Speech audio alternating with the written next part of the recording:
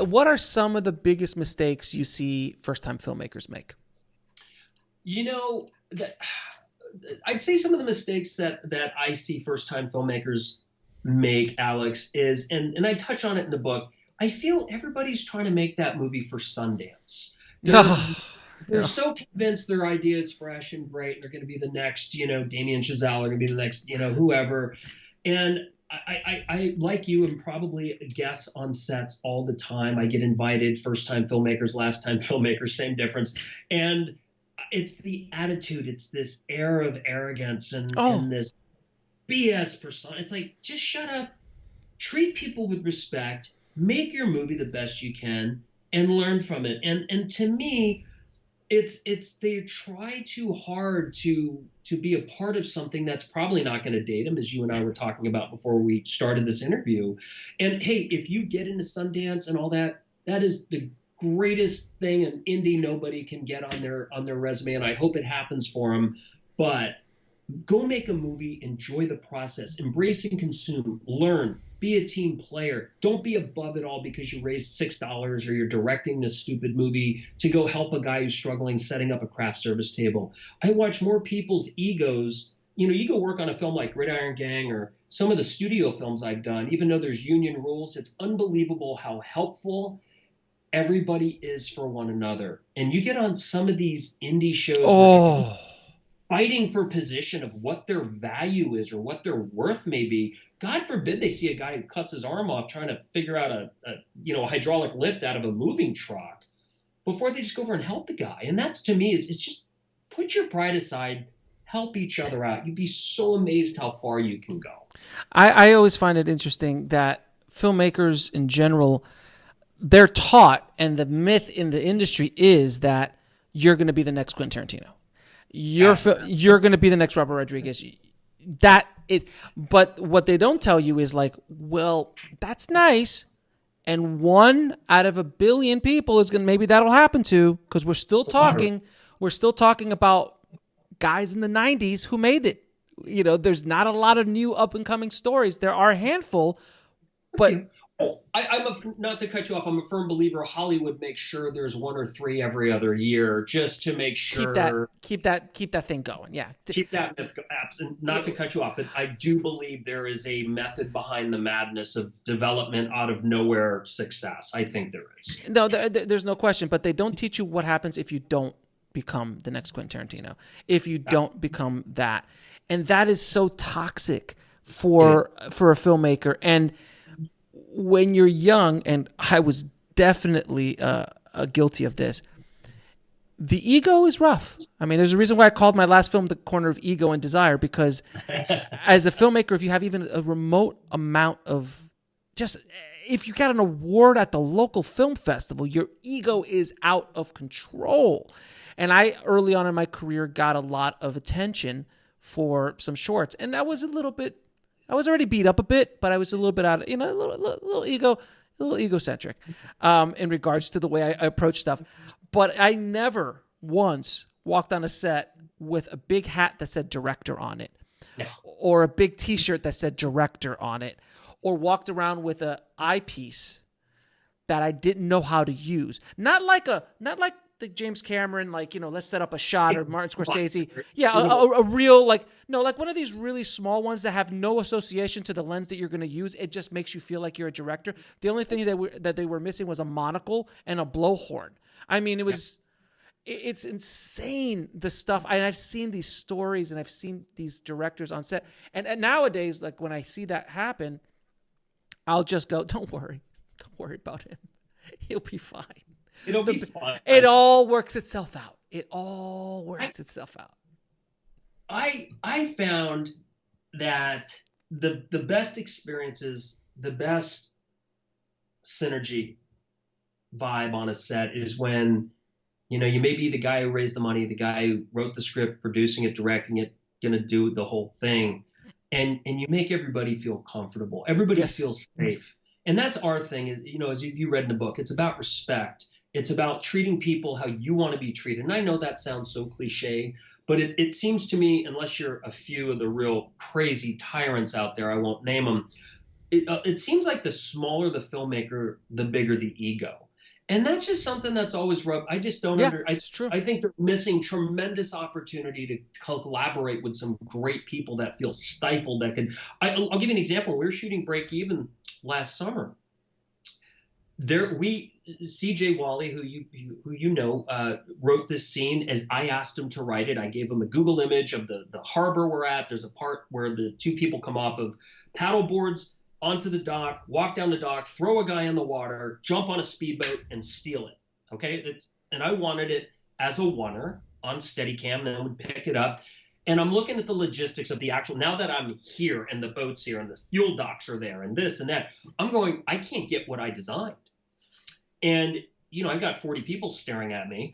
And the first thing I did was I said, guys, take 10. If you can contribute to the thought process here, I welcome you to stay. And if you can't, just go get some food. We'll call you in a minute. I got to rethink this out and I need help because this is not what I envisioned. It's not what I envisioned won't work. And I said, just anybody has an idea, just sit with me. And do you know how hard that was to do? Here I am, the director, producer, and I'm the guy that's leading the charge and I'm sitting on the bow of the boat. And I'm like, what I want to do won't work. And I want some help. I need some suggestions. And it was probably a second AC that came in and said, hey, what if you do this? Holy Toledo, that's not a bad. All right, everybody, let's go. And, you know. But that's as opposed to someone who has no confidence in themselves, because that takes a secure person. And I think that does come with age, man. Like, unless you're wise beyond your years, age is where that comes from, or just life experience is where that comes from. Because I couldn't, like at 20, I'm afraid of what would have happened if I had a project that I worked on when I was in my mid 20s that had big stars, and I wrote a whole book about it, about like working with the mob and all this kind of craziness. And I was afraid. I look back now, I'm like, if that would have gone, if I would have actually gotten a $15 million movie and was working with the caliber of stars that I was meeting, and working with, I would have completely self-destructed. I would have never been able to handle that because I was not prepared for it. Troy Duffy all over again. Oh, Troy, yeah. I mean, if nobody knows the Troy Duffy, please, I wrote a whole giant article about Troy Duffy and the Boondock Saints. And you've got to watch the movie Overnight. Every filmmaker should watch. Has to watch that movie. Every filmmaker has to watch, because you see the deterioration of a film director who's out of control. And by the way, years later, I had a friend of his on my show, and he told me about, because he goes, you still talk to Troy? He goes, yeah, I talk to Troy all the time. Troy, by the way, did very well on Boondock Saints too. Like, he did millions. He did extremely well. Nobody's crying for Troy. No one's crying for Troy right now. But, and of course, ever since the whole Harvey Weinstein thing, which he was making Harvey to be the villain in Overnight, and now you look like, okay, this now makes sense. Maybe he wasn't wrong about that, but he said, he goes, imagine, dude, if someone ran around with a camera during your early 20s when you were doing a movie like that. I promise you probably wouldn't look that great. And I go, you know what? You're effing right, man. You're absolutely right. If someone had been following me during that time period of my life, and now that is the image of my name and of my brand for the rest of my career. Like, Troy would have to do so much to break away from that. But you're right. And you know what's funny is we talked about the George Clooney, Charlie Sheen Grizzly movie. Yeah. I was very young, and I was put in a situation of running a movie star's production company. And he was at a point in his life where, he had just come off Terminal Velocity and The Arrival and Shadow Conspiracy, and he wanted to take. He was hot. Yeah. Charlie was still making $11, $12 million a movie. Yeah. He was rolling. He was rolling. We were getting a lot of money to make movies, and he wanted to start doing indie films, and they paid us a lot of money to do indie films. I was, let's see, it was 96. Was it 25, 26 years old? I'm sure I thought I was being nice. I never really became a dick that I know of. I don't have those cringeworthy moments. When I look back, there's a few things I said or may have done to people that I wish I hadn't said it in that tone or with such enunciation. But, I look back and go, thank God people weren't following me around with a camera, and I was on my best behavior. But the thing is, too, also, you were raised in the business. So, I was so it's not like you kind of grew up with this. So it's not as, like, from coming from nowhere to all of a sudden being associated with big stars and big projects, and then all this crap that Hollywood and the film festivals shove down your throat, like the myth, the Tarantinos, the Robert Rodriguez, you're going to be the next big thing, and then you're not. So to me, every day is a grind. I always, people always say, what was it like growing up with nepotism? Well, for me, it made it harder. When I was a child, I was given jobs. I remember when I was done pursuing a professional music career and said to my dad when I was 17, okay, I'm serious now. I want to be a filmmaker. He said, great. Do you want my Rolodex? You want to call some people and see if they'll hire you? I'm not hiring you. I was like, well, what do you mean? You got a 5-picture deal? What do you? And he's like, I'm not going to hire you. Go work for the world, dude. Give me a call. Oh, he said, oh, and by the way, the edit bay's down there, third door to the left. Why don't you go spend 5 or 10 years in there and then we'll talk. He goes, go learn filmmaking. He didn't give me anything. I mean, my dad was a maverick. He pissed a lot of people off, which made it hard for me to get meetings. And still, some of those calls haven't been returned. But I wouldn't want it any other way. It keeps me fired up. It keeps me churning. It keeps me doing things like this and wanting to inspire others. It just don't ever get complacent. It's never easy. Look, I got, and a lot of people get all caught up with nepotism and you got to weigh in. I'm like, look, man, nepotism might open the door. And it might get you a meeting, and it might even get you a project, but it's you, and it could get you a job, but it's you doing the work and actually seeing if you have talent and can you make the money. That's the only thing that keeps you in the door. I don't care if you're Max Spielberg. That doesn't mean anything. You're going to get a meeting if you're Max. And Max didn't go into the business to my knowledge, though. No, he was smart. He was smart. So he's like, no, if you're Max Spielberg, you can get a meeting. No, everybody in town will meet with you. And maybe even get you a job and maybe even get you to start to direct. But it's about you, your hustle, your work ethic, all that other stuff that's going to keep you inside the door. So nepotism, yes, it does give you some opportunities that might have not gotten elsewhere. Like my kids, if my kids want to get into the business one day, which I would yell at them first. But if they ever did want to, if they ever want to get into the business, they're going to have decades of my experience to guide them, which I never had. I was in Florida. There's something that I've always tried to remind people, and I know a lot of people who had nepotistic opportunities who are selling storage bins right now. They're selling cars, and there's nothing wrong with that, but they've got A-list parents, uncles, aunts, cousins, brothers running studios, and they can't keep a job in Hollywood anymore. And what I learned quickly was it's not, okay, it may not be what you know, it's who you know, but you better know what you're doing when you get there. And you better put all that nepotism aside and and I think when you have a contact to get through the door, you have to work that much harder because so many people are hoping you'll fail. I remember the first job my father ever picked up a phone and got me, and all it was a second AC job on a Richard Crenna movie back in the late 80s. Yeah. And called the DP he knew and said, look, I don't care if you pay him or not. I'll send him with a sandwich. I want to get the kid on a few sets that I'm not running. I want him to get his ass kicked, throw him to the wolves. So they threw me on this Richard Crenna film. I didn't get paid. I was allowed to eat. And that's awesome. I remember the DP didn't like me anyway, but he liked my dad. And him and I are dear friends now, which is great. We've done a ton of things together. But back then I was that 17-year-old punk.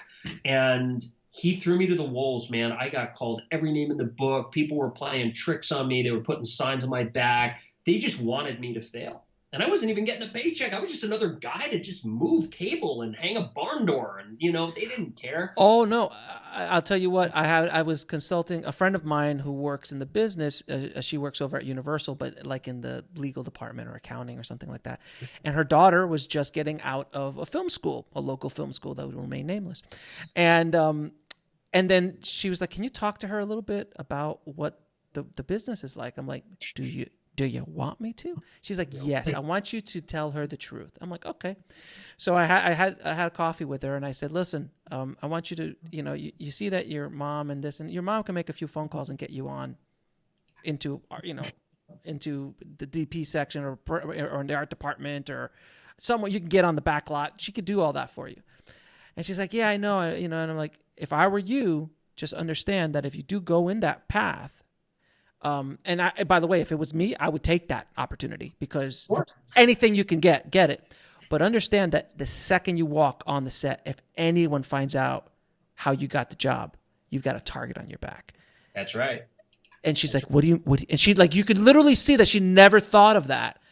And Deer she's in like, headlights. deer in head, like, what do you mean? She's like, they will want you to fail because the person that's next to you, the same PA that's next to you came up from Kansas, drove cross country, is living on someone's couch right now, and is in busting their ass to get to the same place that you got because mommy made a phone call. Yep. You couldn't be more correct. I remember I used to produce a bunch of commercials for an ad agency here in town, and I remember the owner of the ad agency said, "Hey, I need a favor. There's a newscaster who will remain nameless, but she is one of the biggest 30, 40-year running broadcast news anchors in the business. Her son just graduated high school. He's thinking about getting into production. Can you find a job for him?" I said, "Well, can he be a PA?" And he's like, "I don't know. Just treat him well. Mom's a good friend." And I remember like getting 50 or 60 people wanting that job, but he got the job because of who he was. And I sat him down and I said, "I happen to know your mom. I haven't seen her in years, but I met her and I thought she was wonderful." I said, "Look, you have a target on your back because you're at the bottom. You're going to be getting thrown the most crap to do. Everybody's going to be watching you because you have the same last name and it wasn't a common last name as your mom. People are going to connect the dots. You have a choice. You can either rise up as the water starts to get high around your neck. You rise up with it, or you're going to sink. And I will tell you, if you fail me, I will fire you. I don't have warm body syndrome on our sets, dude. You'll get the opportunity." And you know what? He was a star. He did a really good job. And, but you're right. These youngsters coming up don't realize the target that's on their back, getting these opportunities. It's very tough.